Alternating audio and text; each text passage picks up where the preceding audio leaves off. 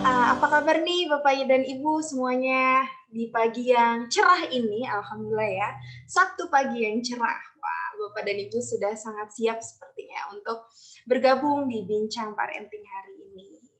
Nah, perkenalkan nama saya Ade Suryani, saya adalah pendidik di SD Madania. Baiklah Bapak dan Ibu, untuk memulai acara ini, mari kita berdoa bersama untuk kebaikan kita dan agar kita mendapatkan manfaat dari acara ini. Kemudian semoga acara ini juga berjalan dengan lancar.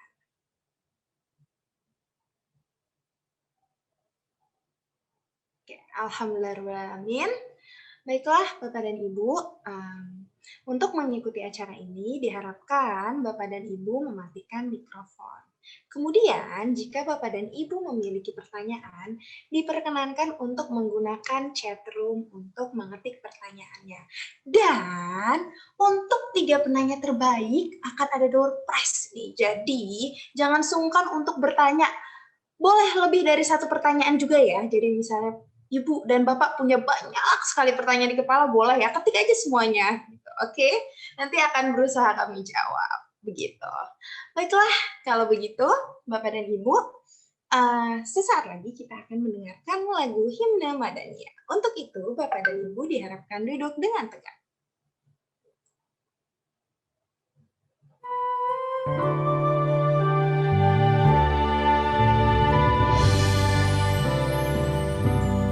Beriman, berilmu, dan beramal, berakhlak mulia dan hormat sesama, menegakkan keadilan dan perdamaian, membangun bangsa berperadaban. Madania, Madania, menjunjung tinggi harkat martabat manusia. Madania, Madania, kau hadir untuk generasi terpelajar. Hidup penuh disiplin dan ikhlas, menyiapkan jiwa generasi mulia, berkiprah bagi bangsa dan negara. Majulah Indonesia, Madania, Madania, Miniatur Bhinneka Tunggal Ika. Madania,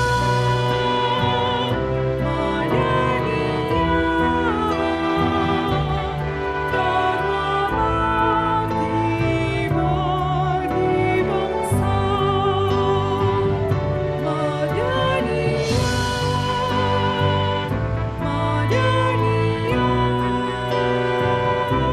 Madania, Madania, rumah kita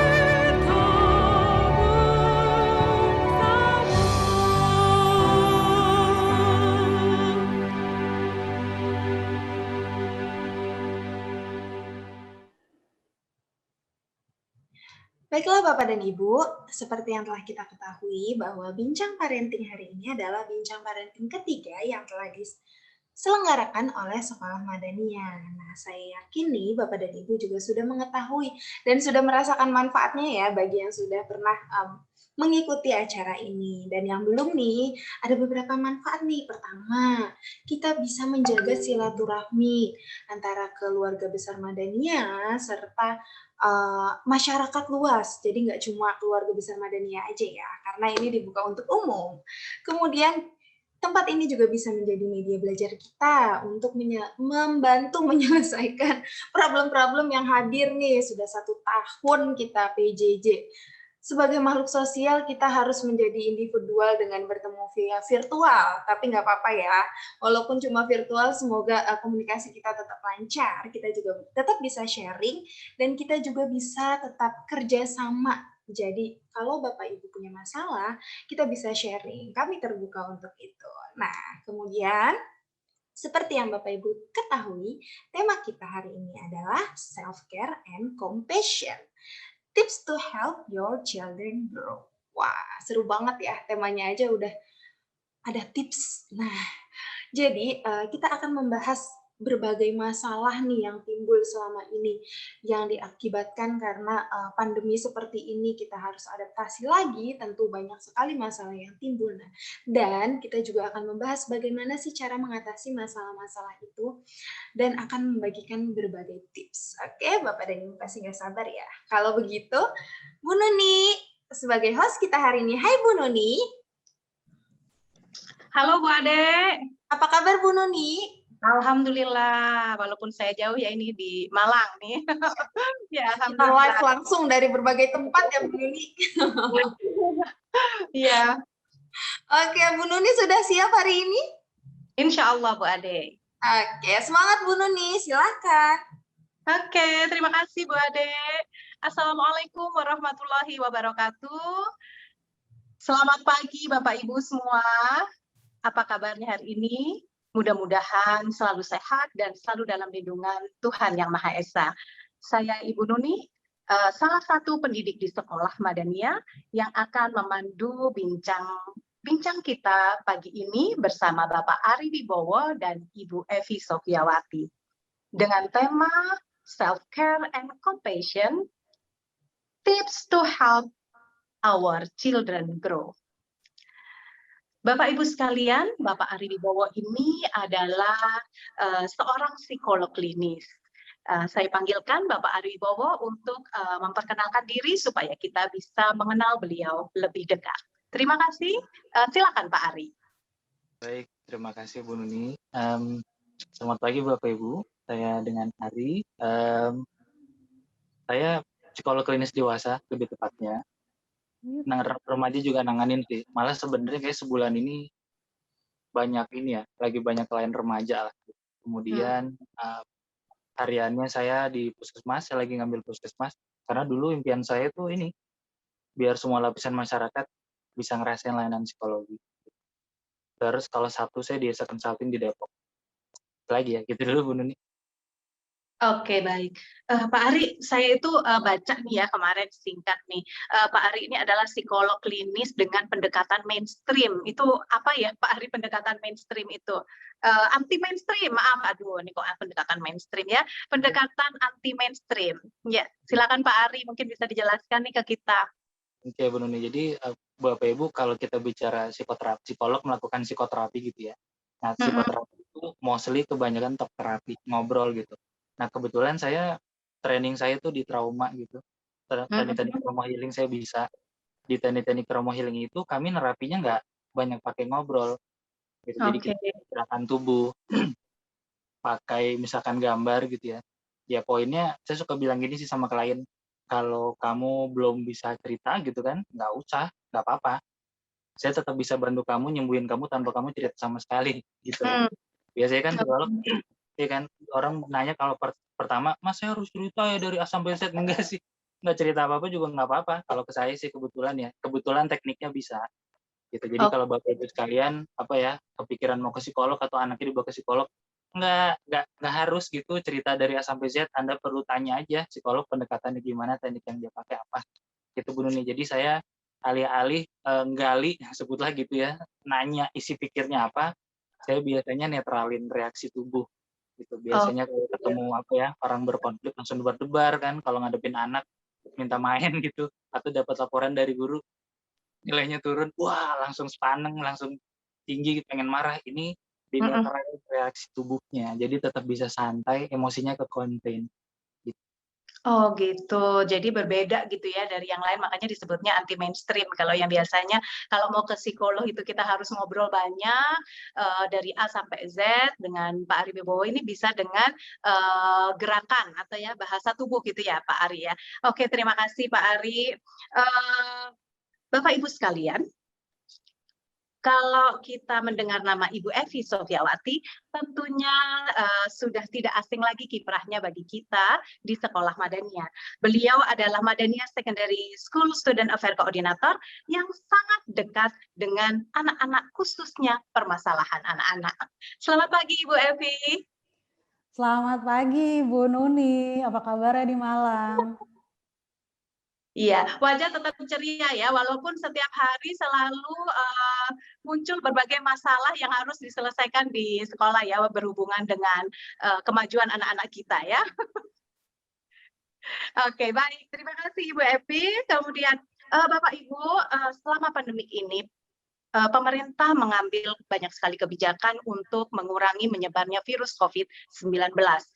Pemerintah mengambil kebijakan pembatasan skala besar, kemudian work from home atau WFH yang kami sendirian di sini Sekolah Madania juga mengalami, kadang WFO, kadang WFH.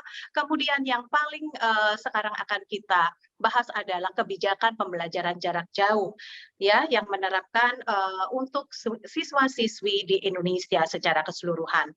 Nah, pandemik yang berkepanjangan ini Bapak Ibu menimbulkan kecemasan tentunya ya bagi kita orang dewasa dan juga anak-anak.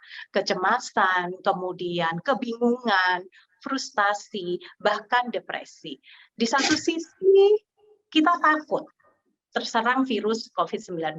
Walaupun kami nih para guru sudah divaksin 2 kali vaksin, tapi kecemasan itu masih tetap ada ya karena kan dibilangnya vaksin ini menghalau nih virus COVID-19.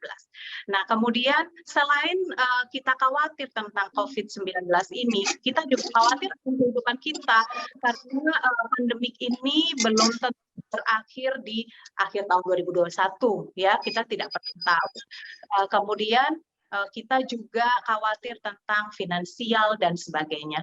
Banyak kekhawatiran yang bertumpuk-tumpuk, akhirnya kita mengalami kekelelahan mental. Kita tidak bisa menutup mata bahwa kelelahan mental itu tidak hanya dialami oleh anak-anak kita yang melakukan pembelajaran jarak jauh, tapi kita sebagai orang dewasa juga mengalami hal yang sama.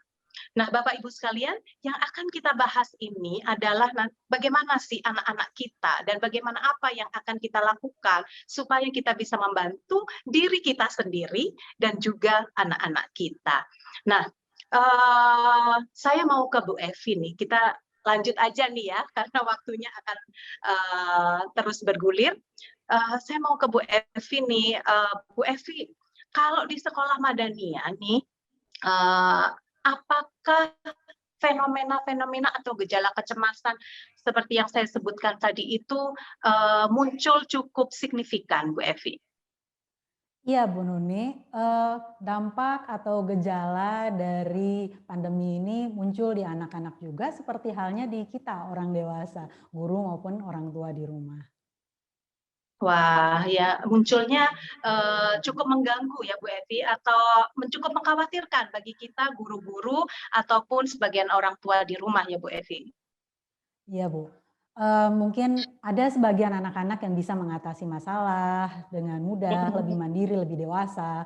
Tapi ada juga anak-anak yang terengah-engah mengatasi masalah-masalah yang menimbulkan dampak ini, atau bahkan ada juga anak-anak yang belum bisa menyelesaikan masalahnya sehingga dampak ini terus berlangsung dan belum bisa dihilangkan. Oke, baik Ibu Evi. Gejalanya itu seperti apa? Dampaknya itu seperti apa yang terlihat Ibu Evi?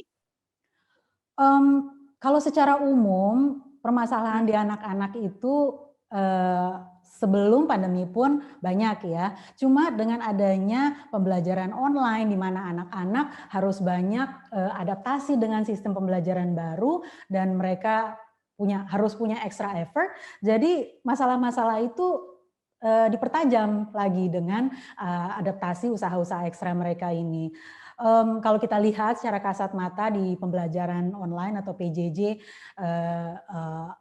masuk kelas yang terlambat, masuk kelas online ya yang terlambat, ketiduran di kelas, ataupun enggan bekerja sama dengan teman sekelompoknya, enggan berkomunikasi dengan guru, walaupun sudah ada approach dari guru, atau juga anak-anak mungkin punya ambisi akademis yang tinggi, tapi komunikasi online itu bukan sesuatu yang biasa bagi mereka sehingga menghambat penyampaian pembelajaran dari guru ke mereka. Otomatis hal ini membuat mereka terbatas ya untuk mencapai prestasi akademis.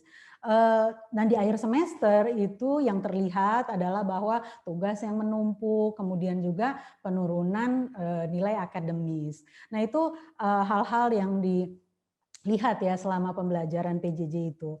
Selain itu di sisi lain dari sesi-sesi konseling dengan para konselor di sekolah Madania, kalau di SD ada Bu Siska, di SMP ada Bu Dita, di SMA ada Bu Rizky. Nah dari curhatnya mereka dengan para konselor ini tergali juga masalah lain, dampak lain atau gejala lain yang mereka rasakan. Ada yang merasa depresi, mereka bilang cemas terus-menerus, atau juga mereka merasa insecure, overthinking dalam pertemanan karena kan tidak bertemu secara fisik, jadi lebih ke ini sebenarnya teman saya suka nggak sih sama saya, mau gaul nggak sih sama saya, karena kan gesturnya nggak kelihatan, hanya Nggak kelihatan melalui ya. Kita ada tulisan kadang-kadang ya tidak. iya, melalui WhatsApp yang kadang-kadang bisa salah Persepsi. diinterpretasikan.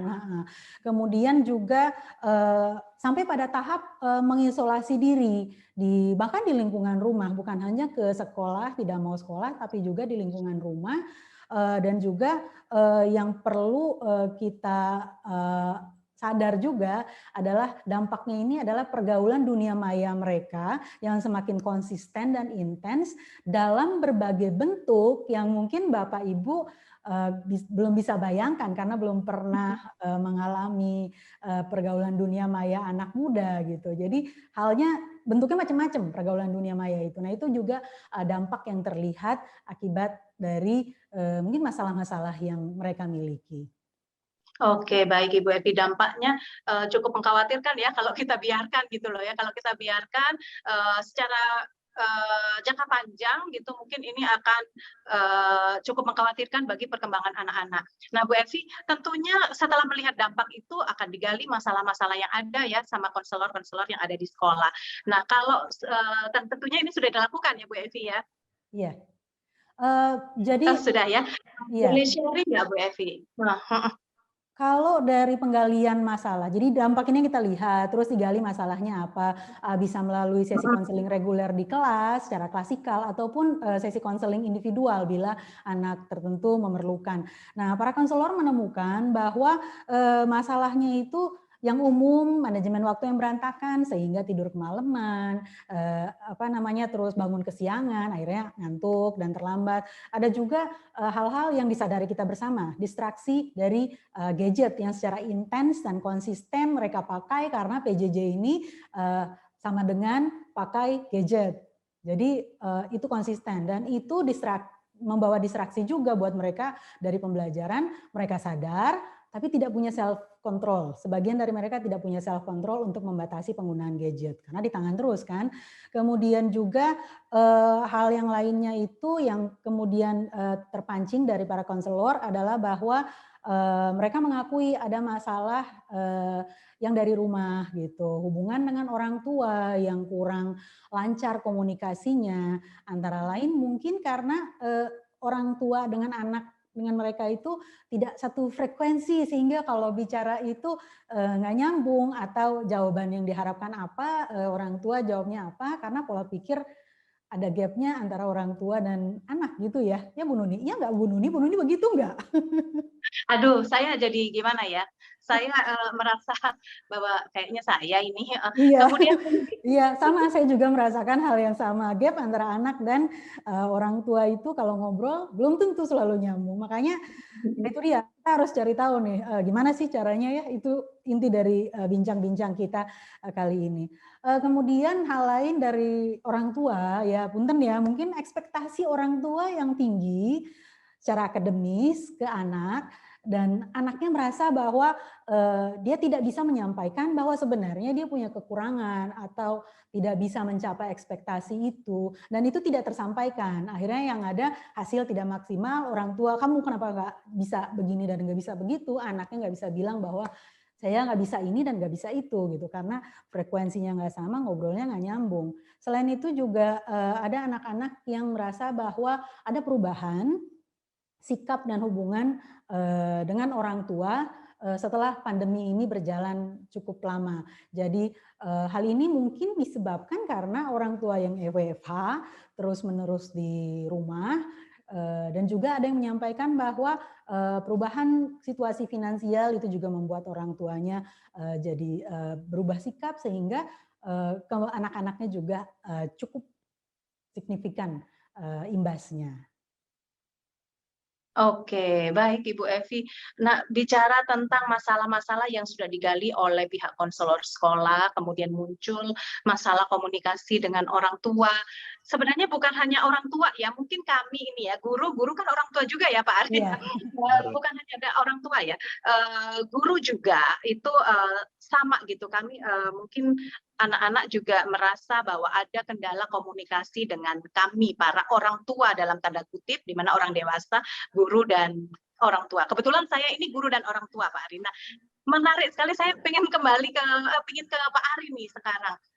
Pak Ari menghadap masalah yang sudah disampaikan oleh Ibu Evi tadi, mungkin Pak Ari bisa memberikan gambaran kepada kami gitu, bagaimana sih apa sih memang seperti itukah gitu masalah yang ada, atau memang ada sesuatu yang memang bisa kita cermati bersama, Pak Ari. Silakan Pak Ari.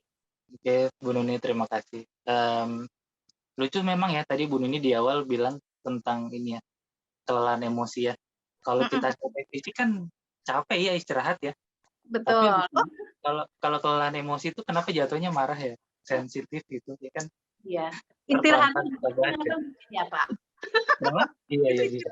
Marah itu bukan dalam bentuk istirahat ya itu ya. Makin lelah ya Pak ya pastinya ya. Nah, tapi takut saya lupa, saya pengen nyapa dulu Bapak Ibu sekalian, apa kabar hari ini? Nah, Bapak Ibu kalau ditanya apa kabar, jawabannya biasanya baik. Lumayan gitu ya. Iya. Saya kalau nyapa klien saya nggak gitu. Saya nanya lagi yang sebenarnya gimana.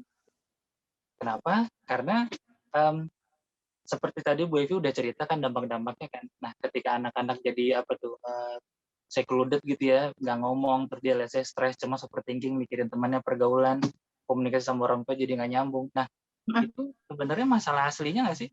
Jangan-jangan kan bukan. Artinya ketika Bapak Ibu menjawab baik-baik saja nih, ketika ditanya siapapun, itu menggambarkan kondisi batinnya nggak sih? Jangan-jangan kan enggak ya? Ya kan? Ada orang yang mikir kalau depresi itu berarti dia murung, sedih ya? Enggak. Robin Williams, tahu nggak Bapak Ibu? Stand up comedian kan, aktor dari Inggris. Nah, dia suka bikin ketawa orang, tahu-tahu gitu. Tuh, aduh juga ya. Jadi nggak bisa, nggak cukup. Nah, maka di sini baik sekali tadi Bu Madania ini ya, coba gali kan sebenarnya ada apa ya, terus tadi diungkapin masalah sosial ekonomi gitu kan. Nah, saya sih mau bawa gampangnya gini dulu deh. Dulu sebelum pandemi kan apa ya, kita bisa have fun-nya aman gitu ya, artinya kalau di kantor Bapak Ibu dan guru-guru juga kalau di kantor stres mungkin habis pulang bisa nongkrong sebentar, mabar, main game bareng ya, bapak-bapak, ayah-ayah biasanya futsal gitu kan, ibu-ibu mungkin zumba, arisan bareng-bareng di kafe. Nah, tapi sekarang pas pandemi gini kita kan dikurung tanda kutip ya, dikerangkeng di rumah, nggak bisa kemana-mana. Artinya apa? Nggak ada pelampiasan kan, kita nggak bisa lari. Di rumah kita bisa lari, jalan-jalan, nonton, makan, having fun, tapi sekarang nggak ada. Nah, jadi ketika kita nggak bisa lari, nah kalau saya bilangnya sama klien saya, sekarang tuh kita nggak butuh ada trigger, Bapak Ibu. Kita nggak butuh ada stresor. Gitu. Kita diem aja, itu yang kita pendam selama ini tuh berhamburan keluar. Yang kita pendam selama ini ya, masa lalu kita gitu. Nah, nanti ntar ini pelan-pelan kita bahas ke situ. Tapi kondisi pandeminya sendiri, itu bikin masalah. Nah, jadi di awal pandemi, Bu Nuni, itu psikolog banyak banget yang ngasih materi tentang psychological first aid. P3K psikologi gampangnya. Jadi ketika kita ngadepin situasi baru gitu ya, tugas baru, ketemu orang baru, badan kita kaget. Saya nggak ngomong mental dulu Bapak Ibu ya, kebetulan basic saya trauma juga kan. Saya ngomonginnya badan dulu. Jadi badan kita akan stres, ngeluarin respon stres tubuh. Itu normal. Iya dong, normal dong. Kita jadi waspada. Ntar hidup saya gimana, itu wajar. Nah, yang nggak wajar adalah kondisi stresnya berlangsung terus-terusan. Ya kan, sekarang udah setahunan COVID kan. Nah, mau coba dicegah sebelum kondisinya tambah berkepanjangan, kita coba stabilin. Gampangnya gitu. Nah, jadi si kondisi pandemi sendiri nih, Bapak Ibu, ini menimbulkan respon stres tubuh, jadi kita jadi cemas gitu ya, tidur nggak enak segala macam, memang gitu. Belum ditambah, ya kita kan kalau dari HP, sosmed, mungkin WhatsApp gitu ya, atau ada Telegram sekarang yang lagi ngetren juga, kan infonya banyak banget. Kita di-expose sama, wah tiap hari info COVID gitu. Ya kan, info banyaknya rencana hidup yang nggak jadi gitu, yang nikah pending ya kan, udah bayar macam-macam gagal. Apa tadi Bu Evi nyebutin juga ya bahwa kondisi finansial jadi nurun gitu kan, mungkin ada yang di PHK. Wah kacau banget ini kondisi pandemi. Jadi gimana mungkin nggak stres? Bagaimana mungkin nggak? Dan ini saya baru bicara stres, sambungin dikit lebih dalam ke Bapak Ibu, saya kemarin baru ngobrol sama teman psikiater. Jadi ternyata kesendirian itu bisa bikin depresi, otomatis. Sendirian bikin depresi. Kenapa? Karena penjelasan medisnya ya. Sendiri itu bikin kita mengalami inflamasi. Ada yang ini nggak? Orang medis nggak? Inflamasi itu gampangnya apa? Peradangan bengkak gitu ya. Nah, benar, itu saja bisa bikin kita depresi. Gitu. Jadi kesendirian itu nggak sederhana. Kalau kita kan apa ya, ada orang yang introvert ya, sendiri mah santai aja gitu ya, tapi ada orang yang, nah pelepasan stresnya tuh nongkrong ngobrol. Bayangin orang-orang ekstrovert zaman pandemi sekarang apa nggak pecah kepalanya, ya kan? Klien saya, dia bilang gini, Mas saya sih pandemi gini seneng, nggak perlu saya keluar, nggak perlu pura-pura hahi sama temen, nggak perlu pura-pura masang tampang saya kuat pas kondangan, saya di rumah aja, di kamar saya tenang. Saya itu terus. Kebetulan klien saya yang ini dia sendiri seneng, tapi kan ada yang tidak, ada yang mendapatkan energi ketika bareng-bareng. Nah, so balik ke sendiri bikin kita ngerasa sepi, habis itu mendekat ke depresi, sendiri aja. Mungkin makanya kenapa kita dibilang malu sosial ya. Itu sebenarnya. Jadi kenapa begini? Satu, karena memang begitu terkait kondisi perubahan yang wah pandemi ini gitu ya. Satu, kedua dari sini sebenarnya kita bisa refleksi nih. Tadi kan saya bilang ya, dulu sebelum pandemi kita bisa jalan-jalan, nonton, makan gitu kan, nongkrong. Sekarang nggak bisa, artinya jangan-jangan tuh dulu cara pengelolaan stres kita jelek. Sehingga karena sekarang nggak ada pelampiasan pelariannya, gitu kan, mungkin kita mendem-mendem di rumah, di kantor, berantem sama rekan kerja, dimarahin sama bos, mana bisa kita ngelawan, ntar dipecat. Akhirnya di rumah yang ada siapa? Anak sama istri. Betul, jadi emang lelah gitu ya Pak Ari ya. Benar, jadi saya mau kasih perspektif sama Bapak Ibu bahwa ketika kita, guru termasuk juga ya, Bapak Ibu juga, ayah sama bunda, kalau mulai sensitif banget, nggak sabaran ke anak gitu, nah lalu jadinya marah, atau teriak segala macam, itu jangan-jangan bentuk, sebenarnya bentuk pengelolaan stres. Sebenarnya itu. Maka, mungkin nanti sambil disadari nih, kalau saya lagi marah ini, sebenarnya tentang apa? Tentang siapa gitu? Jangan-jangan bukan soal anaknya loh, tapi tentang saya nggak sempat Mas bales rekan kerja saya yang motong saya pas meeting. Oh iya siap. Saya nggak bisa bales bos saya. Ya udah di rumah. Oh gitu. Jangan-jangan gitu sih Bu. Oke, so satu tentang kondisi pandemi sendiri, kedua tentang sebenarnya itu bentuk pengelolaan stres gitu. Tentu saja nggak sehat ya. Tentu saja cara pengelolaan stresnya nggak sehat. Oke, baik Pak Ari. Jadi yang harus memang kita harus menyadari gitu ya Pak Ari, harus menyadari dengan kondisi ini gitu, dengan harus menyadari kondisi ini ada dan kita hadapi, kemudian kita kepada diri kita sendiri bahwa ini nih ada, kita harus hadapi pandemi ini, dampak ini real, kemudian kita itu lagi stres. Nah, Pak Ari, kadang-kadang kan kita nggak sadar tuh bagaimana kita itu lagi stres atau dalam kondisi baik gitu ya, sehingga saat mendeliver ke anak yang kita tahu itulah yang benar gitu lah. Itulah yang benar bahwa kita mengingatkan gitu ya. Kita nih, saya pribadi nih, saya orang tua nih, saya mengingatkan ke anak dan saya menganggap bahwa itulah yang benar tanpa saya menyadari bahwa apakah saya ini stres atau enggak gitu. Nah, Pak Ari, ada nggak sih caranya, ada nggak caranya dari Pak Ari untuk kita, ini maksudnya saya orang tua ataupun guru, itu bisa menyadari diri saya sendiri sekarang dalam kondisi seperti apa gitu, Pak Ari? Ya, ini jawabnya susah-susah gampang nih, pendek-pendek panjang. Bentar, oke, gini. Panjang. Apa namanya? Kalau saya patokan pertamanya Bu Nuni itu kita reaktif apa enggak? Reaktif. Ya. Reaktif ya. Reaktif. Maka dalam sasaran healing, sasaran psikoterapi nih, kita udah healing kalau kita nggak reaktif lagi tapi kita berespon. Oke, kita nggak reaktif tapi kita bisa memilih respon. Konkret nih sekarang. Sebutlah Bapak Ibu mendengar anak teriak gitu ya, atau berantem sama saudaranya misalkan, langsung kayak gitu, misalkan langsung bentak, itu kan bereaksi ya. Kalau respon kan gini, bentar dulu, ya kan, tarik nafas dulu, pause sebentar, ibu-ibu bisa pause, bapak ibu bisa pause sebentar, terus mungkin datang, ada apa sih? Nah, ngomongnya juga nggak tinggi. Nah, sekarang yang saya mau kulik adalah gini, kenapa kita bereaksi? Ya kan, kenapa kita nggak bisa ngerespon? Kenapa kita nggak bisa pause sebentar, lalu memilih kata-kata gitu? Kenapa kita langsung muntahin, banjirin aja yang ada di kepala, di hati? Iya kan? Kenapa? Jawabannya sebenarnya gampang kalau menurut saya. Jawabannya adalah batinnya kepenuhan. Kepenuhan sama apa? Satu sama stres, kedua sama masalah-masalah masa lalu. Gitu. Masalah masa lalu apa aja tuh? Nah, ini saya buka-buka dikit, Bu Nuni. Masalah itu macam-macam, Bapak Ibu.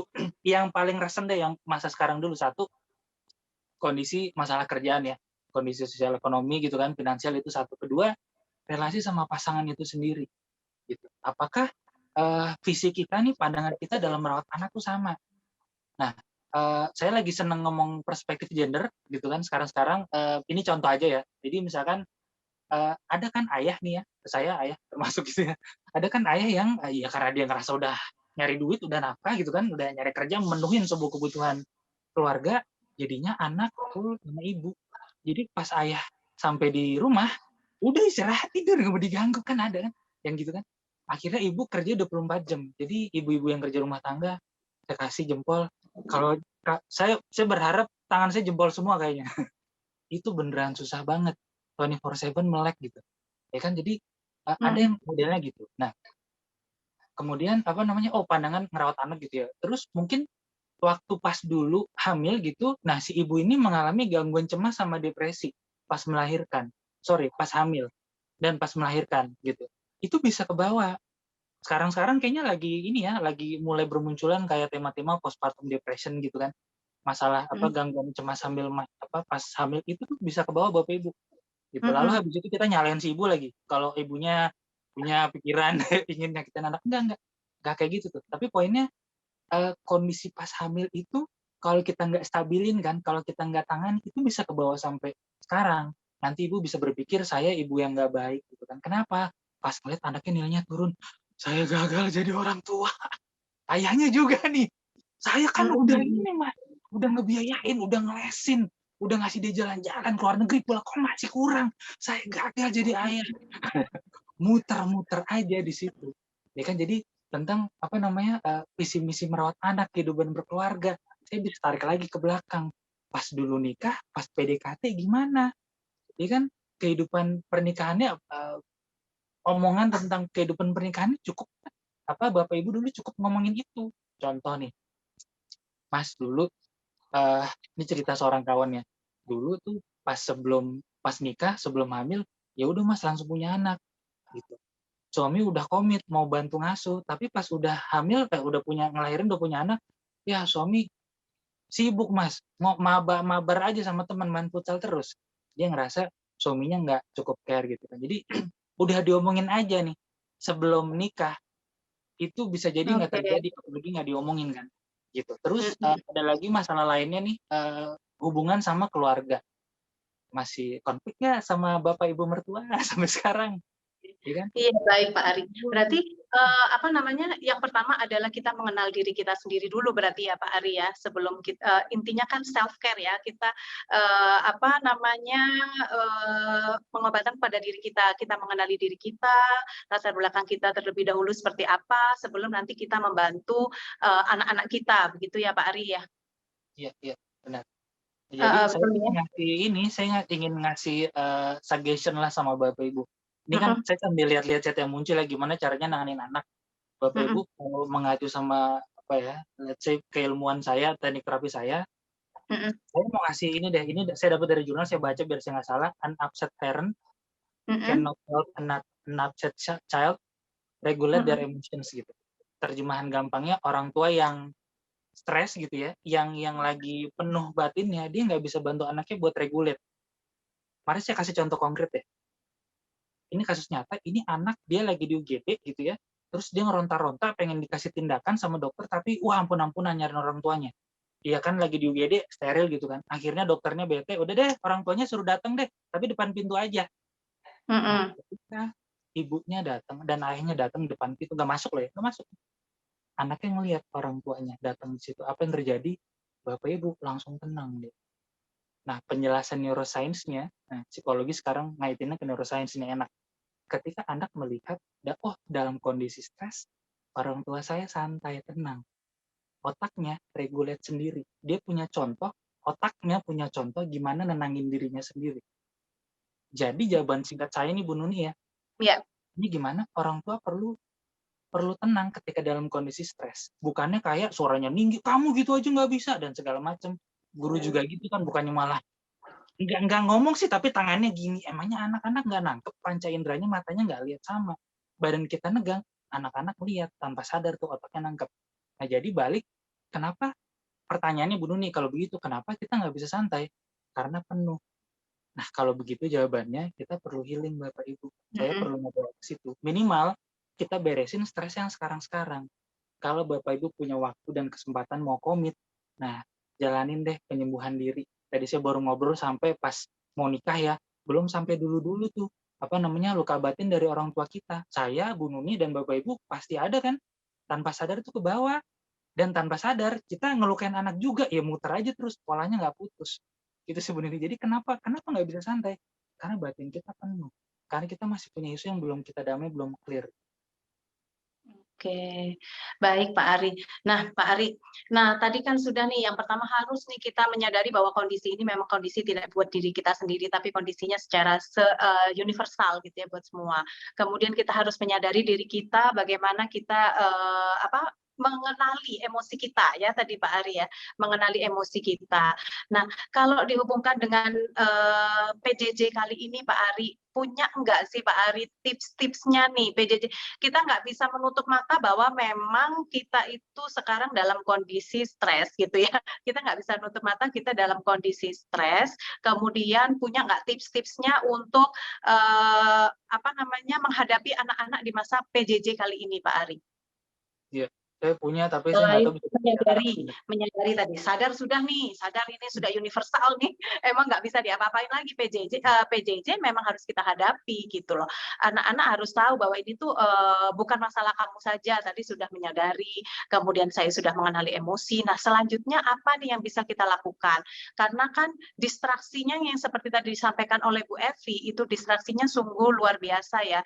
Nah apa yang bisa kita lakukan untuk membantu anak-anak ini Pak Ari? Ya, saya punya jawabannya, tapi saya nggak tahu kalau bisa dilakukan dengan kondisi Baik. sekarang. Karena saya harus fair ya, realitanya pun saya ngalamin ketika ini pandemi Bu Nuni, kan ada ini ya Bapak Ibu yang WFH gitu ya. Nah kalau WFH kan tambah nggak beraturan kerjanya, bener ya? Rapat aja, Betul. Zoom aja terus. Dari dapur sampai urusan depan laptop dan urusan dan sebagainya gitu. Ya. Benar. Nggak usah laptop panas, kita panas. Otak kita, badan kita penuh. Tapi betul. Benar. Saya ketika nyadarin, wah ini nggak bener nih. berasa di badan gitu ya, penuh rasanya emosian terus, itu tandanya Bu Nuni gitu kan, salah satu tandanya juga selain kita reaksi. Nah, pertama yang saya lakukan adalah saya harus ngurangin asupan informasi yang masuk ke mata, ke telinga.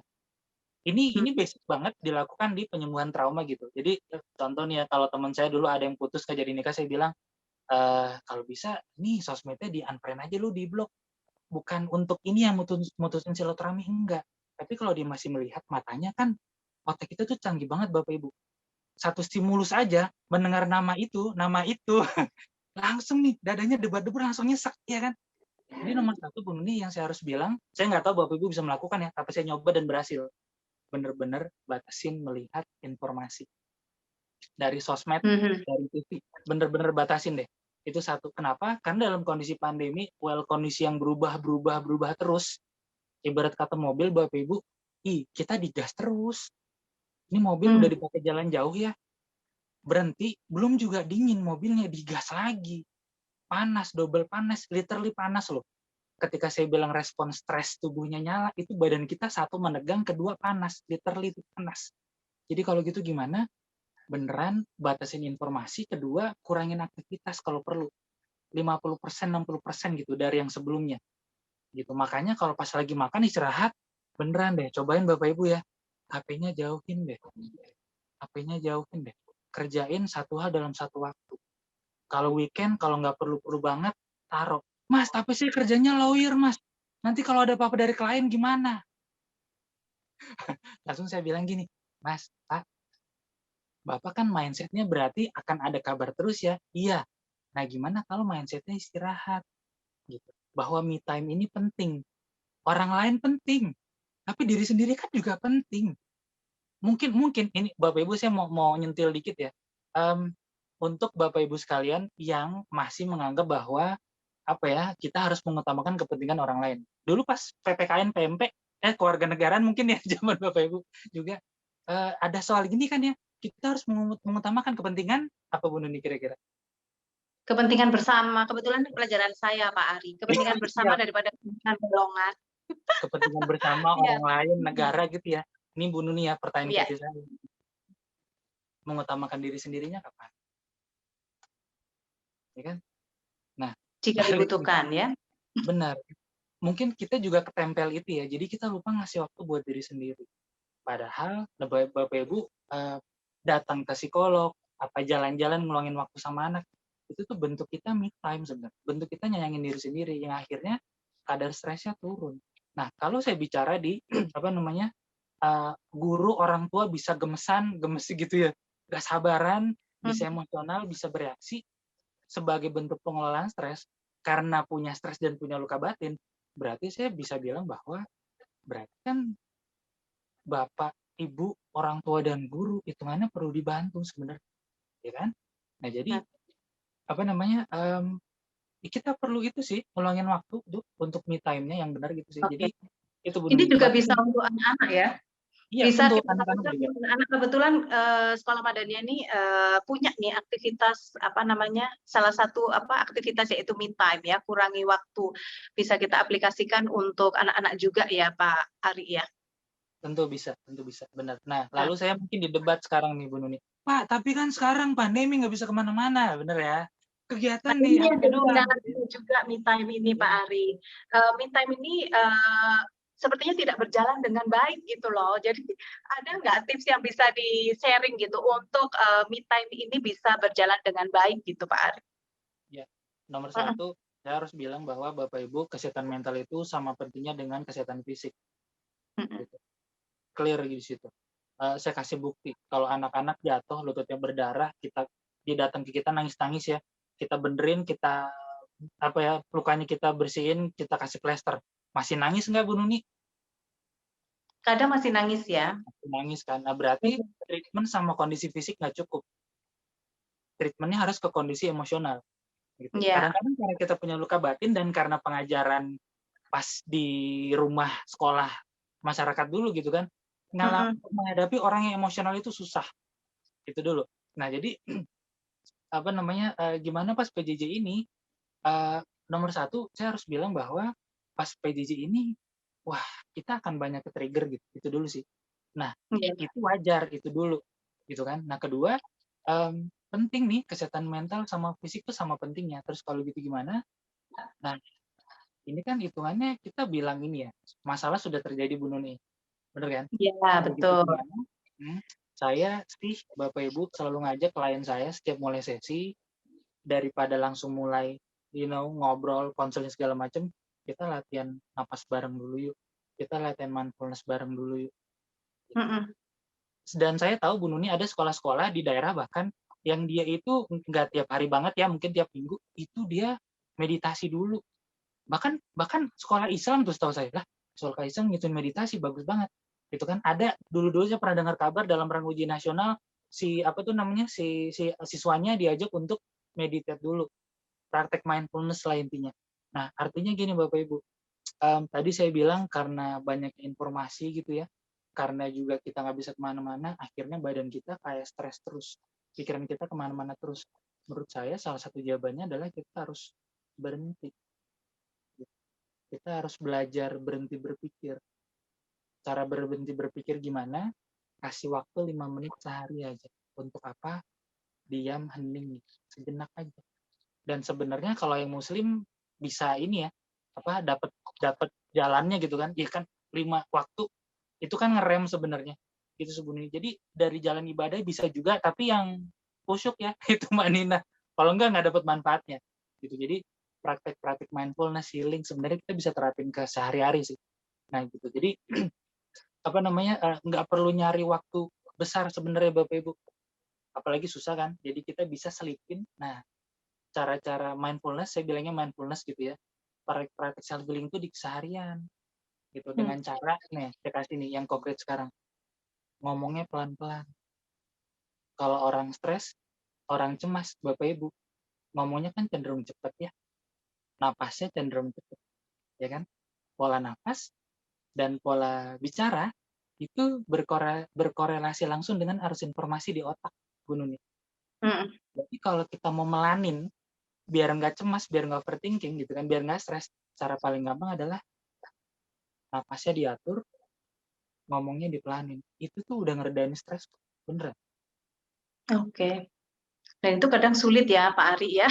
Kalau sudah kadang-kadang kalau sudah udah kita nggak sadar bahwa kita sedang stres, kemudian kita langsung itu untuk healing itu sulit dan memang perlu latihan ya Pak Ari ya. Yang pertama memang kita perlu merencanakan waktu supaya kita bisa melakukan step-step supaya bisa healing dengan baik gitu ya Pak Ari. Mari saya kasih analogi bagus satu lagi di Bu Nuni. Bapak Ibu misalkan ada atlet nih ya, sebutlah tim PSSI deh, tim bola gitu kan. Sekarang tanggal berapa sih? 20 ya. Nah, bulan Mei dia mau tanding sama negara mana gitu ya. Lalu pertanyaan saya dari sekarang tanggal 24 April sampai akhir bulan Mei bulan depan, para atletnya latihan nggak Bu Nuni? Latihan. Apa langsung tanding? Oh, latihan dulu ya. Iya. Kenapa Mungkin nggak latihan langsung? Kenapa nggak langsung tanding? Bisa babak belur nanti ya kalau langsung tanding. Berarti ini jawabannya sama kayak Bu Nini tanya tadi kan? Berarti apa? Bapak Ibu, guru-guru, mungkin saya juga, jangan-jangan kita nggak latihan tapi hanya menunggu stres datang. Kita hanya menunggu langsung match. Ya babak belur lah. Babak belur lah yang seperti kita sekarang sedang hadapi nih Pak Ari. Tiba-tiba PJJ gebrak gitu kan. Awalnya babak belur, makanya kita sekarang terus mencari dan belajar gitu ya Pak Ari ya. Benar, betul. Jadi Bu Nuni, saya sambil mau ngangkat tentang paradigma sehat sama paradigma sakit. Orang kalau ke dokter, kalau ke psikolog, judulnya untuk mengobati sakit, ya, untuk berobat, gitu kan, Betul. bukan untuk paradigma sehat ya, merawat kondisi sehat. Merawat kondisi sehat ini sama dengan latihan. Bapak Ibu, berarti kita nggak punya latihannya kan buat ngadepin stres. Iya nih. Ikan Bu Nuni, jadi pertanyaan Bu Nuni, saya bisa putar gini, Mas, apa yang bisa saya lakukan? Pas banget saya tanding, nggak bisa Bapak Ibu langsung tanding. Di situ tinggal apa yang Bapak Ibu tahu gitu kan, dan apa yang Bapak Ibu sempat latih gitu, ya udah langsung begitu. Di situ tinggal 50-50 aja. Syukur-syukur kalau nggak penemuan batinnya masih bisa ngontrol diri, tapi kalau nggak Anda akan hanyut di emosi. Gitu. Jadi jawabannya apa ya? Saya mau membangun pemahaman Bapak Ibu sekalian. jangan bicara masalah sakit dulu, itu agak telat. No, itu sudah telat. Tolong mulai fokus sekarang ke promotif, preventif, pencegahan gitu. Caranya gimana? Mulai dari sekarang, latihan cara-cara ngelola stres yang sehat. Mulai dari sekarang, jalin komunikasi sama anak. Kalau anak ngomongnya tinggi atau tantrum gitu ya, jangan kita ikut tinggi juga, tapi santai. Oh gitu, pelan-pelan ya. Nah, itu perlu waktu kan ya Pak Ari ya, perlu latihan nih untuk Itu kita latihan selalu bener. slow. Perlu Bener, latihan Bu nih. Nini ngomong latihan nih. Saya mau nyentil juga nih, Bapak Ibu ngomong latihan yang Bu Nini bilang, dari kita kecil sampai dewasa, bener nggak kalau saya bilang kita nggak ada kita nggak ada sekolah latihannya tentang cara berpikir sama cara beremosi, bener kan? Yang ada kita kan nyontoh aja Bu Nuni ya, yang kita lihat dari Iya. orang tua, di sekolah, di masyarakat, tapi Bapak Ibu kita nggak pernah evaluasi apakah cara berpikir sama cara beremosi kita udah sehat apa enggak. Alih-alih tadi kata Bu Nuni, kita still yakin aja cara kita bener, ya kan? Nah kalau gitu Iya. gimana? No, harus luangkan waktu untuk refleksi. Karena kalau sudah stresnya datang, kalau udah tanding, nggak ada itu, tinggal ngikutin pertandingan aja, gitu. Betul ya. Intinya kelelahan mental pada anak-anak itu diawali dengan bagaimana kita mengatasi kelelahan mental pada kami orang dewasa gitu ya Pak Ari ya. Betul. Ya, Pak Ari, ini sepertinya sudah banyak yang tanya nih, kita ngobrol-ngobrol terus aja. Boleh, boleh. Langsung ini saya bacakan beberapa pertanyaan yang bisa langsung dijawab mungkin sama Pak Ari dan mungkin Bu Evi juga bisa menjawab jika nanti ada yang berhubungan dengan Ibu Evi. Sebentar nih. Selamat siang Pak Ari, anak saya memasuki masa pandemi saat baru 6 bulan memasuki SMP. Kami pantau sejauh ini dia merasa sangat nyaman di rumah. Tetap disiplin masuk sekolah online meskipun kadang masih harus diingatkan. Perlu diketahui anak saya laki-laki, jadi terkadang masih belum terbiasa berkomunikasi online. Dia akan bicara hanya dengan yang membuat dia nyaman. Nah, yang kami perhatikan, dia terkadang merasa takut dan khawatir kalau harus berkomunikasi online dengan para gurunya. Apakah ini karena saat masuk pandemi, dia baru 6 bulan di SMP, sehingga belum mengenal baik semua guru-gurunya, sehingga kami harus selalu menyemangati, nggak apa-apa, semua guru baik kok. Yang ingin saya tanyakan, bagaimana mensupport anak kami agar bisa merasa nyaman untuk kenal dan berkomunikasi dengan guru-gurunya. Karena anak kami ini juga memasuki masa peralihan dari masa anak-anak. Jadi intinya bagaimana mensupport Ananda ini supaya dia tidak merasa khawatir atau takut berkomunikasi dengan guru secara online. Oke, Pertanyaan dari yang Ibu nanya dari Febriani Sari. Ibu Febriani ya. Oke, terima kasih Bu pertanyaannya. Asik nih, menarik nih. Saya jawab dari mana ya? Oke, Bapak Ibu waktu awal pandemi psikolog juga dipaksa pakai kata paling kasar gitu ya untuk berhenti tatap muka dan melakukan online gitu ya. Itu sangat saya nggak suka. Dari dulu saya nolak. Tapi saya coba jalanin, oh ternyata bisa. Gitu sih. Jadi Bapak Ibu yang saya perlu bilang adalah kondisi perubahan gitu memang akan menimbulkan ketakutan gitu ya, nggak nyaman, ke stres, frustrasi, emang begitu. Itu fakta gitu ya. Itu alamiah sebenarnya gitu ya. Terus kedua adalah saya senang sih Ibu tetap support gitu. Nah, yang masalah adalah kalau di masalah psikologi gitu ya, masalah batin, kan kita nggak bisa lihat bentuknya ya. Kan pikiran perasaan nggak ada bentuknya. Beda sama kalau di masalah medis gitu kan. Kalau luka ada nih lukanya, ada darah keluar, ada cek labnya gitu. Akhirnya kita ngelihat ini berhasil apa enggak gimana gitu kan. Makanya tadi saya pakai contoh yang apa kabar gitu. Tapi poinnya yang mau saya bilang Bu, tetap kasih support aja seperti itu udah bagus, itu satu gitu kan.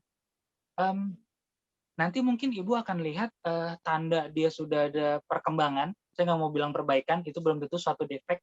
Nah penting nih, gitu ya, itu bukan defek Bapak Ibu. Itu dia butuh, ini kalimat yang paling ringan ya. Mungkin anaknya butuh waktu lebih lama untuk menyesuaikan, gitu ya. Jadi tetap kasih support, itu satu. Kedua, tadi Bu Nuni bilang ada me time ya Bu Nuni ya? Itu me Iya, time ada me time. interaksi nggak sih antara guru-guru di Madania sama siswa? Mungkin kalau dulu sebelum pandemi ada nggak sih waktu kayak bukan belajar ya, jalan-jalan bareng gitu, makan bareng, ngobrol? Ada nggak kayak gitu? Kami ada jalan-jalan bareng itu, tapi nggak setiap bulan ya Pak. 1 tahun sekali jalan-jalan bareng keluar kayak study tour itu ada. Oh, nice, nice. Siap, siap. Itu tetap perlu dilakukan. Terus 3 nih, yang saya mau bilang adalah Bapak Ibu, eh, kadang-kadang kita perlu menerima bahwa anak kita itu ngomongnya nggak bisa sama kita, nggak nyaman ngomong sama kita untuk hal ini, dan itu kita perlu terima gitu ya. Dan itu tidak berarti Anda orang yang gagal mengasuh dengan buruk, enggak, bukan begitu. Nah tadi Bu Febrian yang udah bilang bahwa oh dia mulai transisi ke remaja nih. Kalau remaja kan perkembangannya itu ya, mulai sering ngobrol sama teman-teman ya, nongkrong sama teman-teman gitu kan. Maka apa namanya, mungkin dia perlu dicariin teman ngobrol yang lain kali. Mungkin sesama, mungkin malah kasih ke psikolog. Dengan begitu dia akan lebih terbuka. Dengan asumsi bahwa apakah mungkin ada kemungkinan lain dia menjadi begitu ya, bukan hanya karena ini nih, online gitu. Mungkin karena ada yang lain. Ya ini tentang nyari masalah, akar masalah gitu ya. Tapi poinnya Bu, coba aja dicari kira-kira dia ngobrolnya enak sama siapa gitu. Dan terus terang belum lama saya diajak ngobrol sama kawan, dia dokter gitu kan. Mas, anakku tuh SMP tapi dia mulai nanya-nanya psikolog gitu Mas. Oh lah bagus dok. Iya dong, saya salut. Saya baru tahu kata psikologi baru S1 kayaknya pas saya ngambil kuliah. Well, tapi poinnya Bapak Ibu mungkin dia akan lebih terbantu dengan ngobrol sama orang lain. Dan saya tekanin lagi ya, itu nggak berarti kita menjadi orang tua yang buruk, enggak. Gitu. Mungkin anaknya malu aja, mungkin dia bisa lebih terbuka kalau ngomong sama yang seumuran. Gitu sih. Jadi biarkan dia coba ngobrol sama orang lain dulu. Bapak Ibu tetap ngasih support terus ya. Apa-apa guru-guru baik gitu. Kamu apa namanya? Paling butuh waktu aja tetap belajar ya. Paling kasih semangat terus aja. Oke, baik Pak Ari. Mungkin ini juga dipengaruhi dengan tadi Bu Febri mengatakan bahwa putranya ini masa peralihan gitu ya, masa peralihan dari masa anak-anak menuju masa SMP gitu. Ada kekhawatiran sendiri. Iya Halo benar. Pak Ari? Iya. Iya. Oke. Nah, menyambung dari pertanyaan dari Ibu Febri, itu bagaimana sih Pak caranya mendeteksi apakah anak kita sedang depresi atau tidak? Tadi kan sudah disampaikan, mungkin sekarang bisa lebih didetailkan tentang depresi anak Pak. Ini dari Ibu Vera Harimurti. Oke Bu Vera, terima kasih pertanyaannya. Wah, iya depresi ya. Belum lama saya nggak sengaja lihat sosmed, lalu pokoknya ada artis public figure bilang, semua orang juga depresi. Enggak, Bapak Ibu enggak. Depresi itu bukan sekedar sedih biasa, tapi poinnya gini, yang saya bicara nih, yang kita ngobrol dari tadi Bu Nuni ya, itu tentang paradigma sehat, tentang mental health, Iya. kesehatan mental. Nah, kalau depresi itu udah mengarah ke mental illness, gangguan mental. Kita nyebutnya gangguan, Bapak Ibu, bukan penyakit. Artinya gini, nomor satu, kalau Bapak Ibu curiga gitu ya, ya assessment, gampangnya assessment gitu aja. Curiga dari mana sih? Sebenarnya paling gampang gini sih Bu Nuni, baseline gitu. Baseline tuh kayak maksudnya sehari-hari biasanya dia suka ngobrol gitu ya, suka nyapa pagi, ini enggak. Tolong tahan dulu, amatin semingguan deh, atau 2 minggu kali. Observasi seminggu, 2 minggu. Kalau masih begini, mungkin something tuh. Apalagi ini dibenarkan dengan perilaku yang lain, kayak dia kalau makan cepet, langsung balik ke kamar gitu kan. Nah, jadi ada perilaku-perilaku yang berbeda dari sebelumnya. Itu satu sih. Kedua, kalau mungkin Bapak Ibu ngelihat anaknya jadi lebih sensitif gitu ya, dikit-dikit mungkin kesal, marah, sedih, mungkin murung. Nah, karena kebetulan di Madania ada konseling, ada konselor gitu ya. Coba aja, kayak saya bilang tadi, anak-anak, Bapak Ibu, anak-anak remaja, lebih-lebih remaja nih ya, itu tugas perkembangannya ngobrolnya nggak sama orang tua. Emang begitu. Jadi kalau begitu biarkan dia ngobrol sama orang lain mungkin.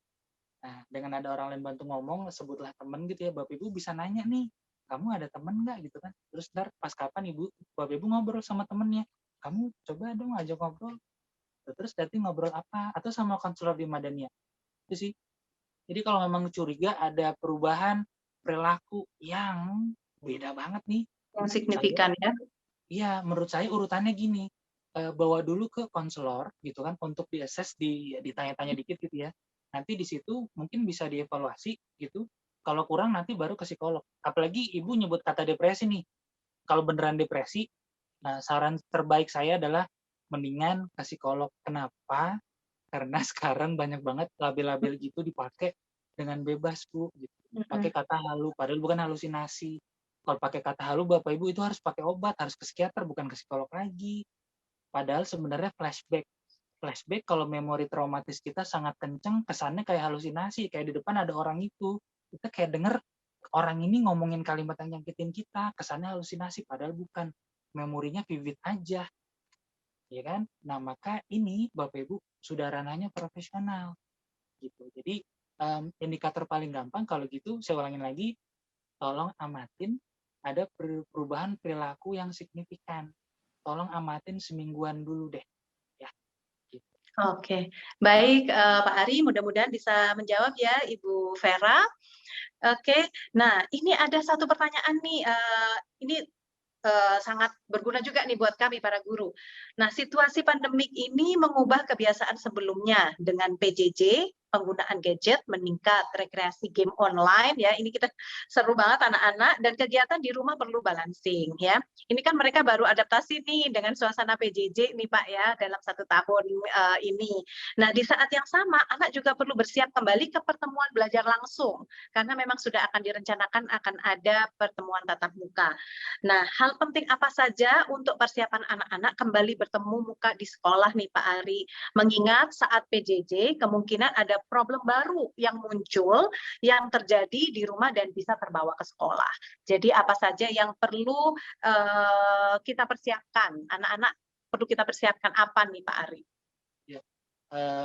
Kalau S1 dia mau ke S2 biasanya sebelum perkuliahan ngapain, Bu? Si mahasiswa? Ada apa? Gimana Pak? Misalkan nih dari S1 nih ya, ini orang mau ngambil S2. Biasanya sebelum S2 jalan, dia akan ada apa dulu?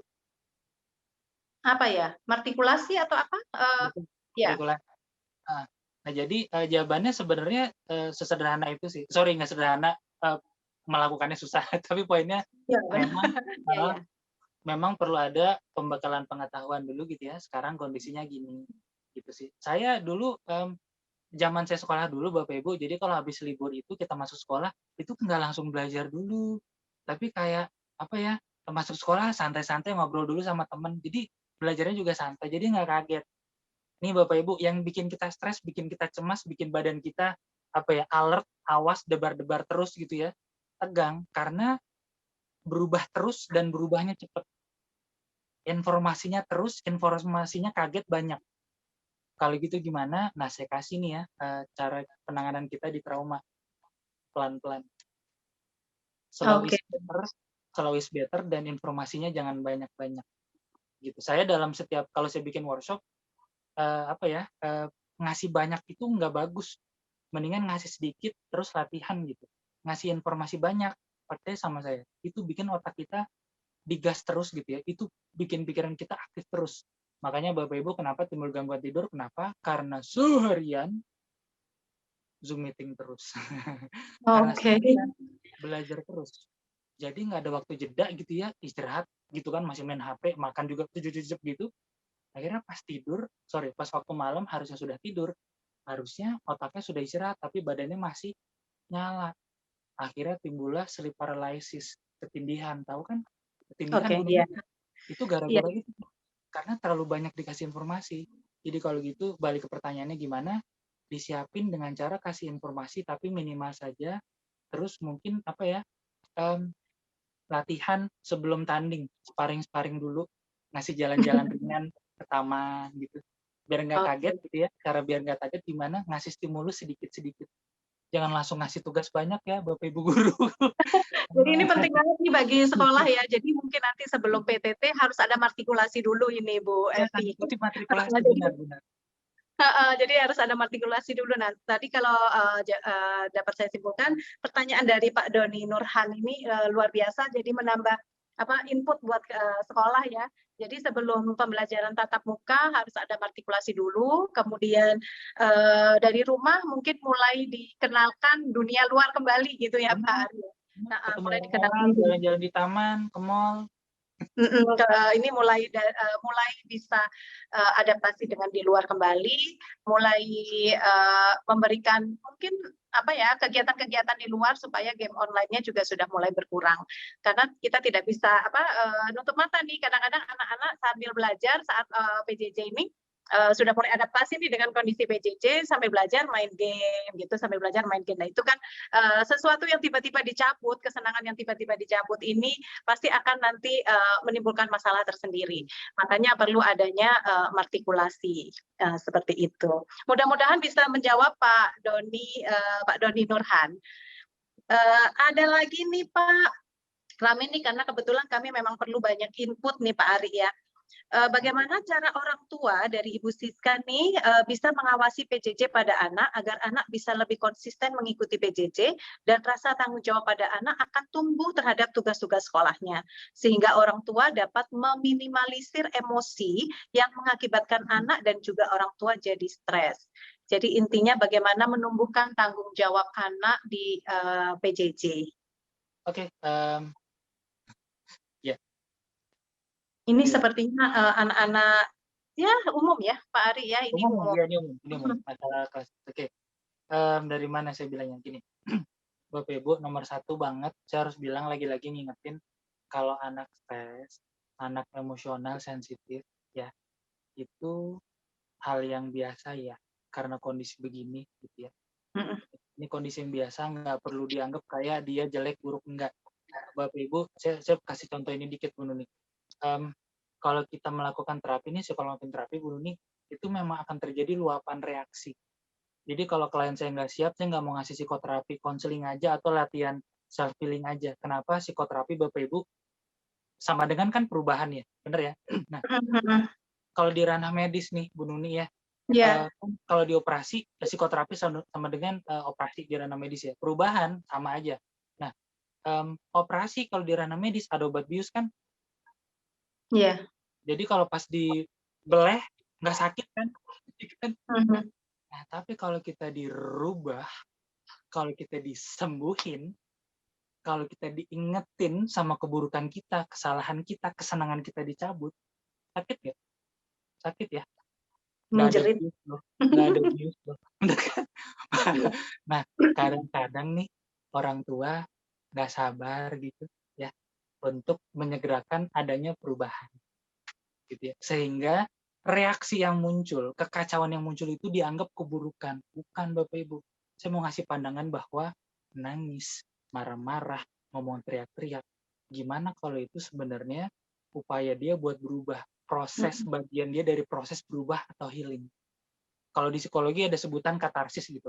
Di ruangan praktek saya, Bapak Ibu perlu tahu itu ada sansap. Jadi di ruangan praktek saya, Bu Nuni mau teriak-teriak, ngelempar barang, banting-banting, bebas, nggak ada aturan. Karena itu memang perlu terjadi, gitu ya. Jadi perspektif traumanya adalah, saya buat trauma dikit, dalam rangka perubahan akan terjadi pergolakan dan itu bukan hal yang buruk. Itu dulu sih. Gitu. Nah kedua,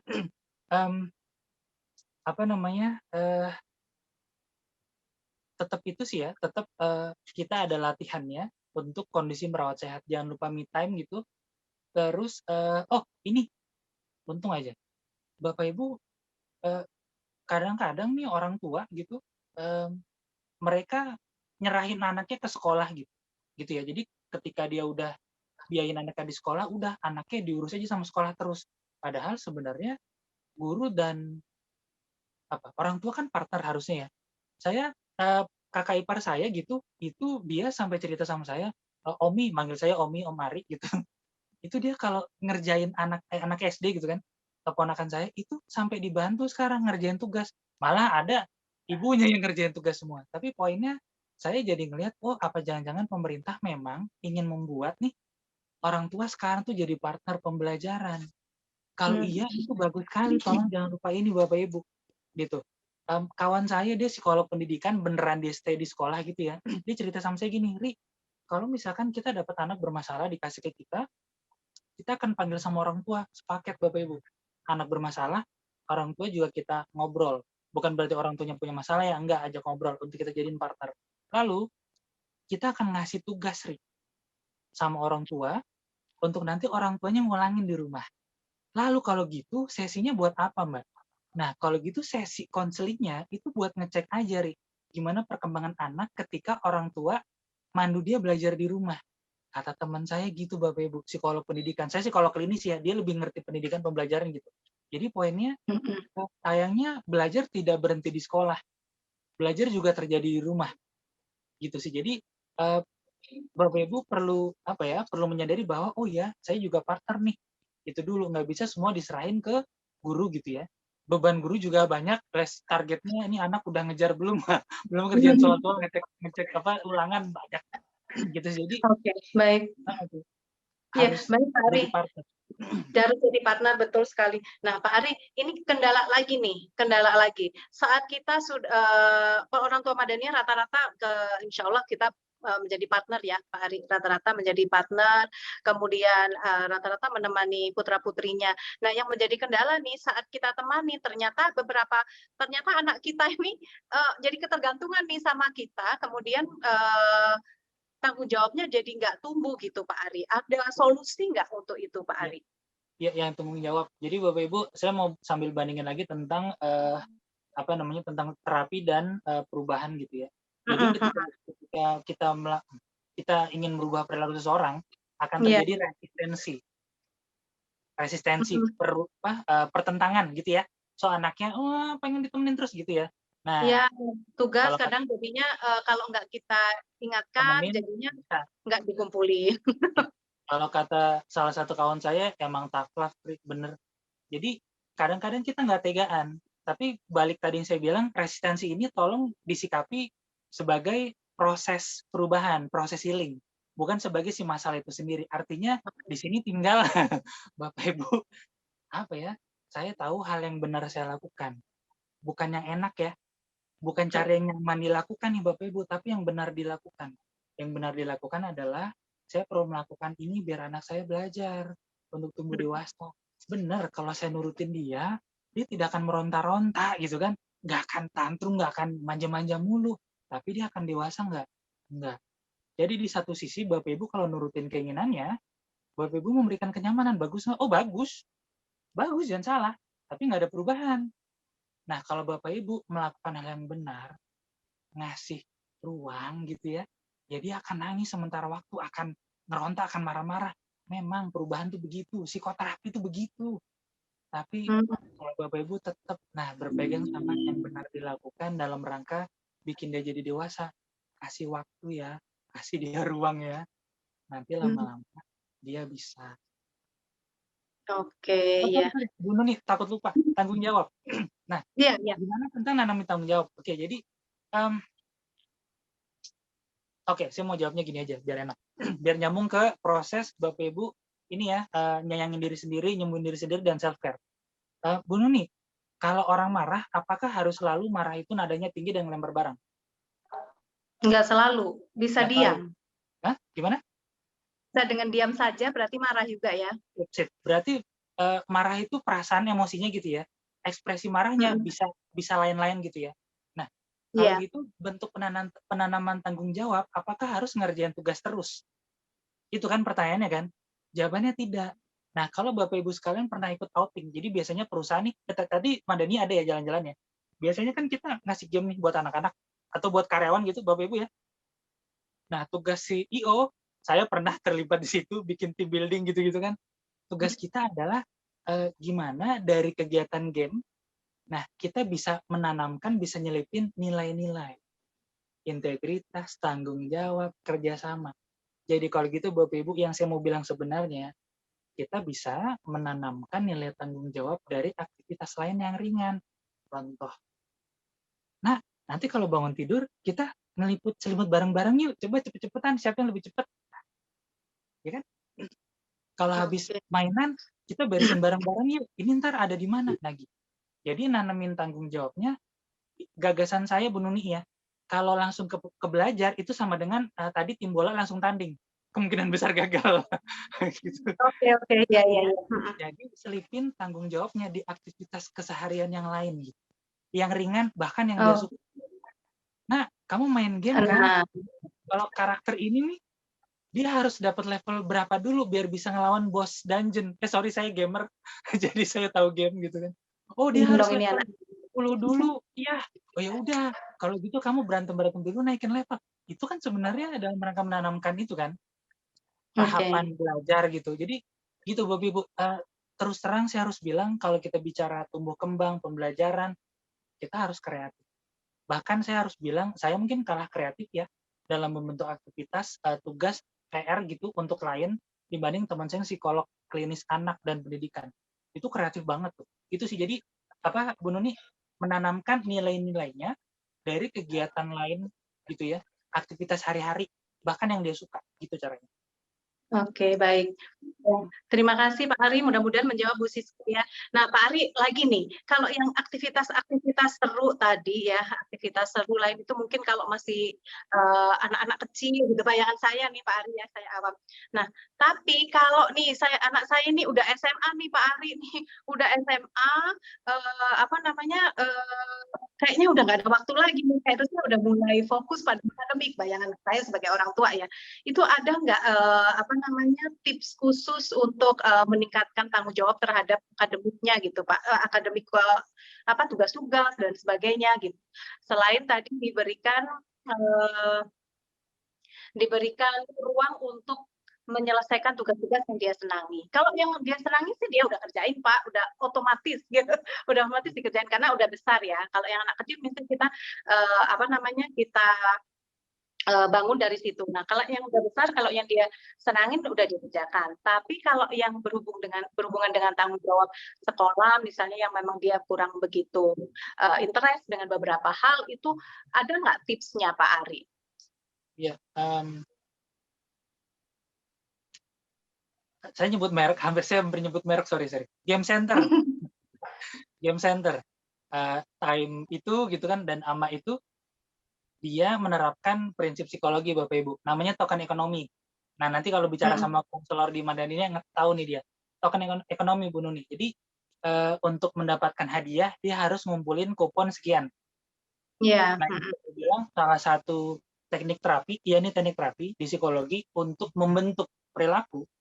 Salah satunya adalah kita ngasih token ekonomi. Artinya gini, mungkin anak-anak apalagi remaja itu kan masa rebel banget ya, bodo amat sepengen dia egois gitu kan. Nah, kadang-kadang kita perlu memberikan stimulasi eksternal karena memang mereka belum bisa numbuhin motivasi internal, memang begitu. Itu bukan suatu kebenaran ya. Dari sisi tahap perkembangan, psikologi perkembangan memang begitu.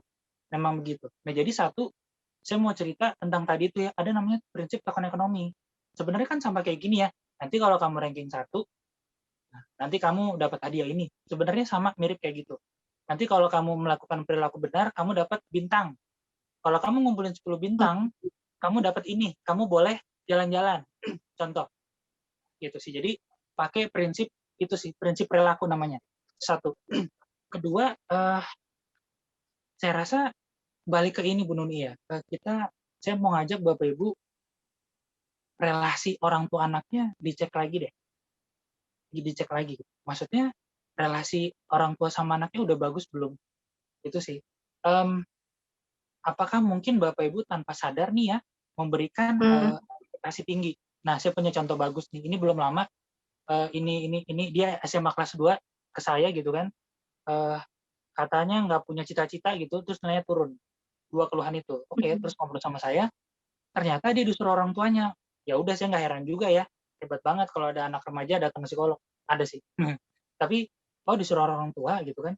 Terus saya ngobrol-ngobrol, dia pernah psikotes Bapak Ibu tahun lalu. Tes IQ gitu ya. Berapa IQ kamu? 123. Loh, gede banget. Lebih gede dari saya.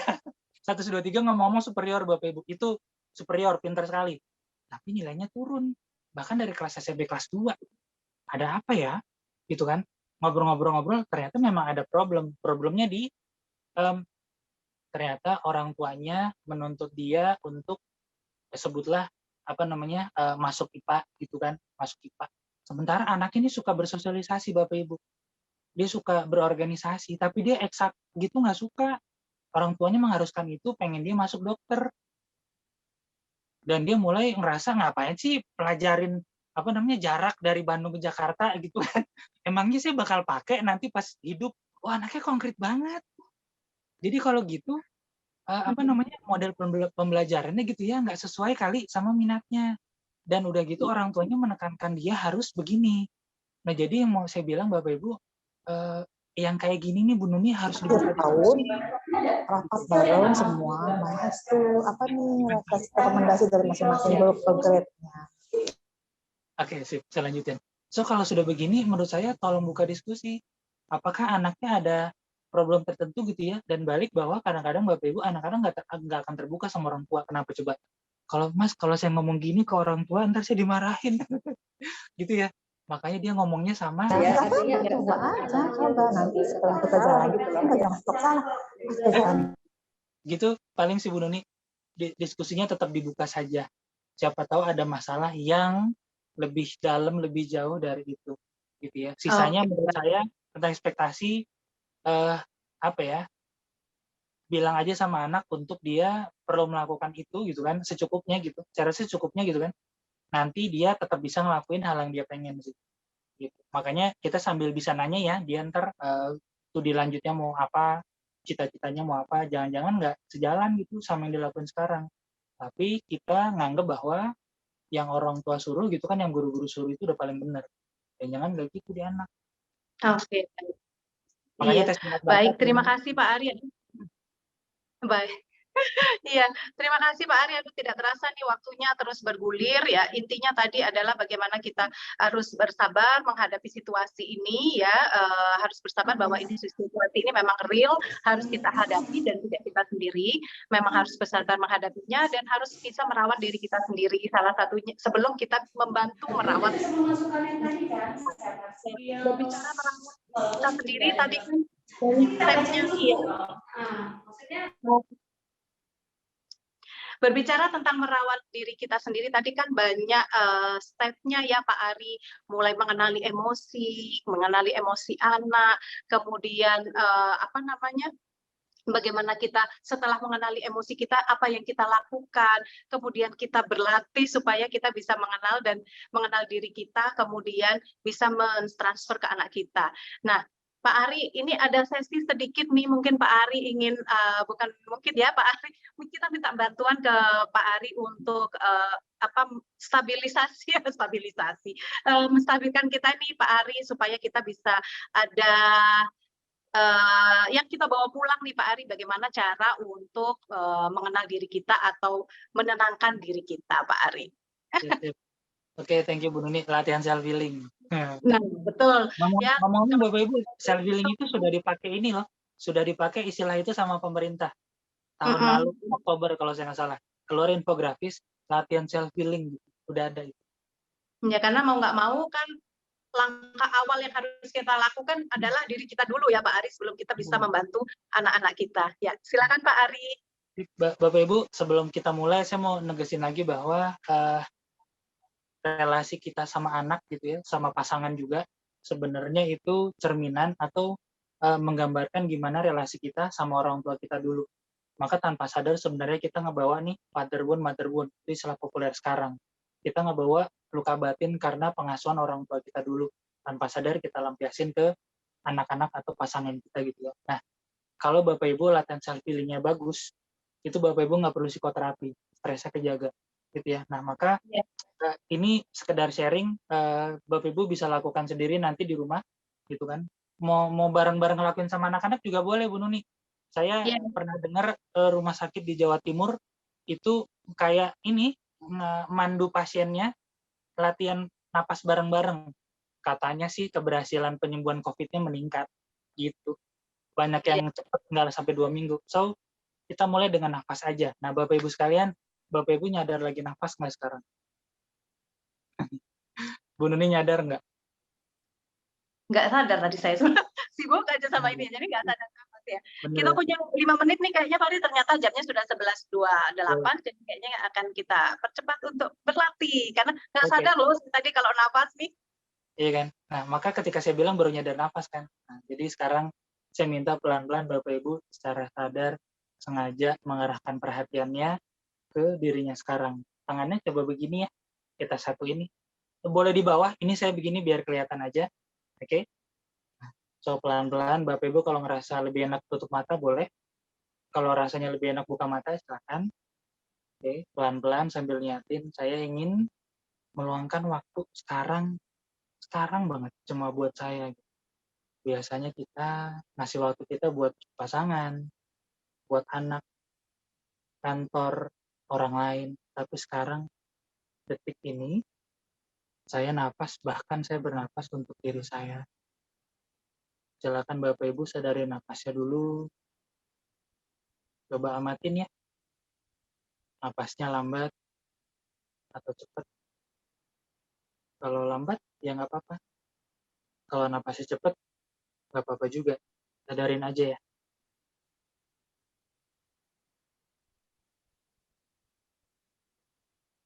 Coba bener-bener dirasakan dan dihayatin, kasih meaning di setiap tarikan napasnya, juga di setiap hembusan napasnya. Kalau ada suara-suara yang mendistrak, mengganggu, nggak apa-apa, perlahan-lahan bawa kembali fokusnya ke napasnya. Sadari sebentar suara-suara di sekitar, mungkin ada suara AC, suara pintu, suara kendaraan, suara orang bicara, langkah kaki. Sadarin aja, dan perlahan bawa kembali perhatiannya ke dirinya sekarang. Bapak Ibu lagi duduk, mungkin di kursi, di lantai. Coba sekarang dari kepala sampai ujung kaki. Ada yang pegang nggak kira-kira? Kalau ada, bikin rileks. Bapak Ibu bisa merubah posisi yang enak. Oke.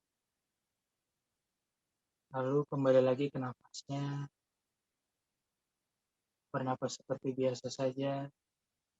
Tak perlu terlalu diatur. Dan perlahan-lahan bawa perhatiannya ke jari-jarinya. Coba Bapak Ibu rasakan ujung-ujung jarinya. Jempol, telunjuk, jari tengah, jari manis, kelingking.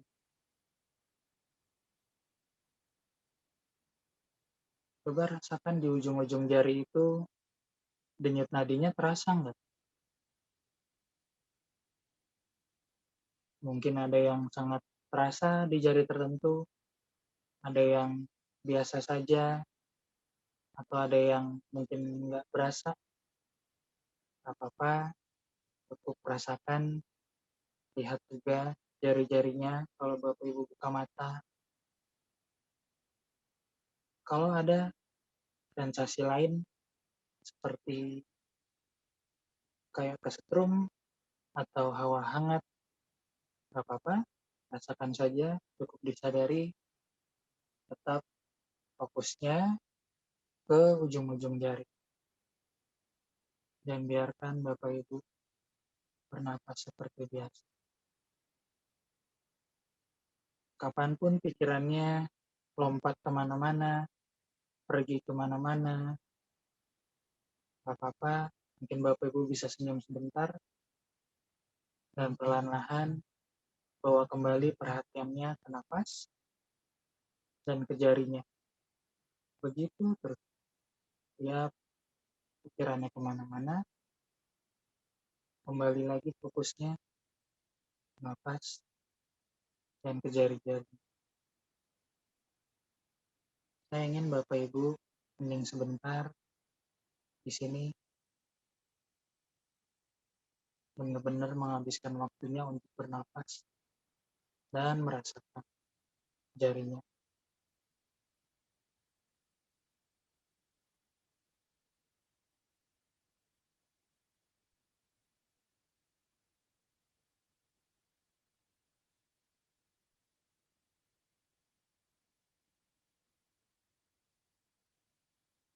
Oke, perlahan-lahan, kapanpun Bapak Ibu siap, bawa kembali kesadarannya ke ruangannya, sadari dulu lagi ada di mana,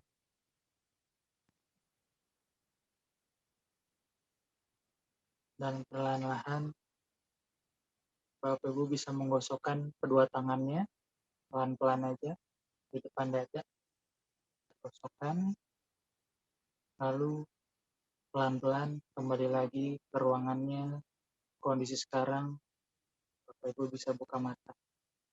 Tangannya bisa ditaruh di tengkuk, sama di dahi mungkin, sama di wajah.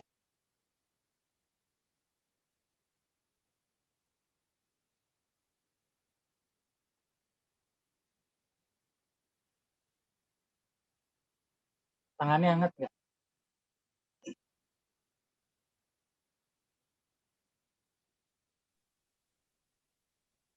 Tangannya hangat nggak, Bu Nuni? Ya, ini hangat dan berkeringat sih jelas saya ya, agak berkeringat. Pas ditaruh sini, Bu Nuni naruh sini nggak? Bapak Ibu naruh sini nggak?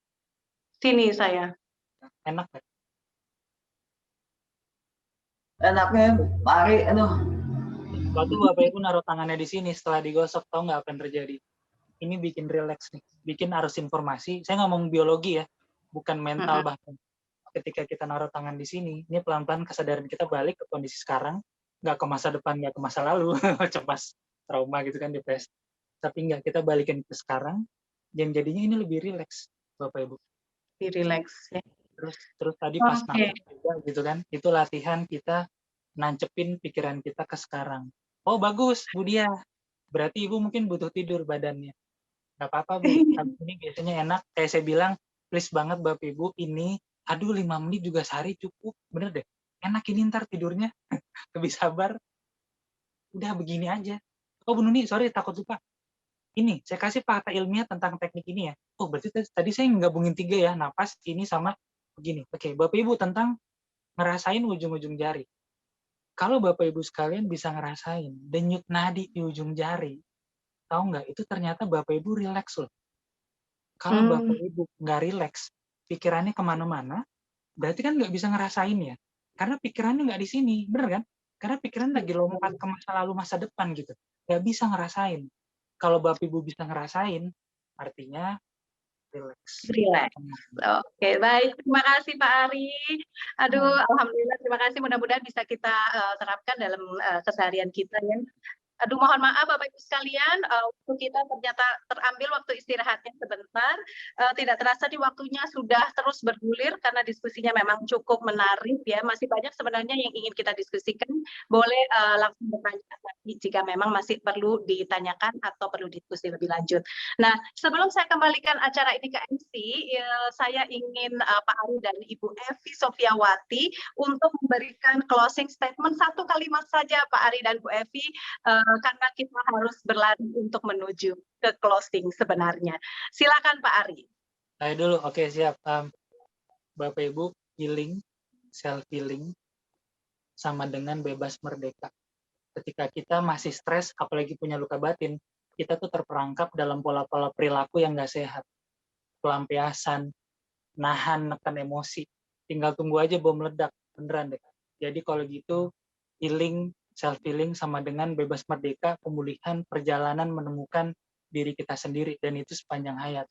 Kita bisa mulai dari sekarang, dan kita lagi nyelamatin bukan hanya diri kita, tapi juga anak-anak kita, keturunan kita, dan orang-orang sekitar kita. Itu Ibu Nuni. Oke, terima kasih. Kita tunggu dari Ibu Evi Sofiawati. Silakan Ibu.